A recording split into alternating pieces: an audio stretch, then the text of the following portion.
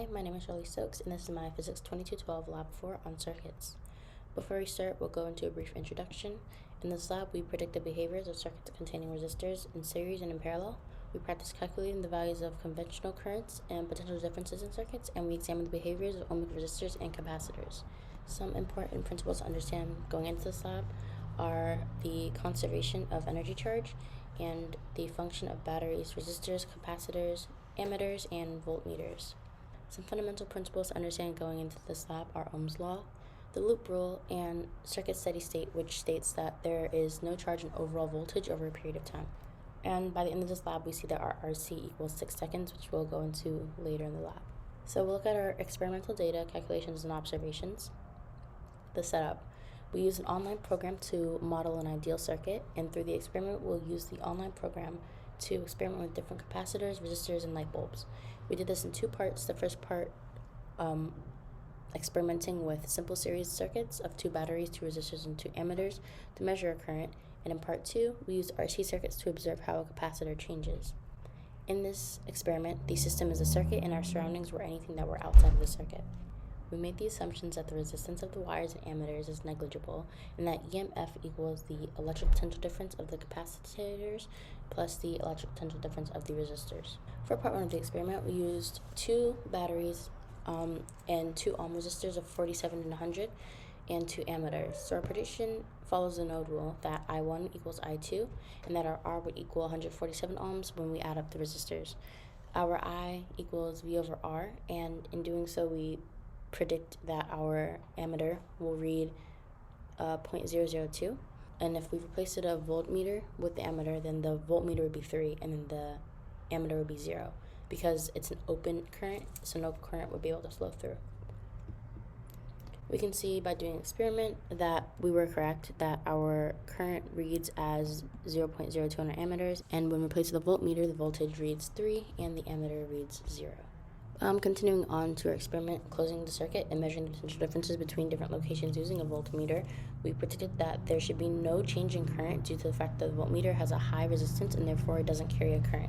So the electric potential difference should equal the total, which equals 0. We measured the voltages at different locations on the current and added them up to get our total, which does equal 0.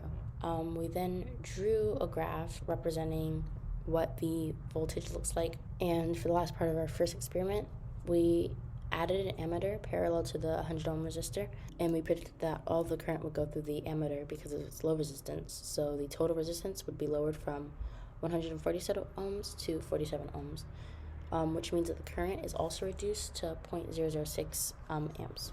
And as you can see, our experiment did prove this. In part 2 of our experiment, we used a 10 ohm and 20 ohm bulb, a 9 volt battery, and a 200 capacitor, and we observed that when the battery was connected to the 10 ohms and the capacitor in a series, the bulb will get brighter and then dim until the light goes out, and it charges until the current decreases to 0.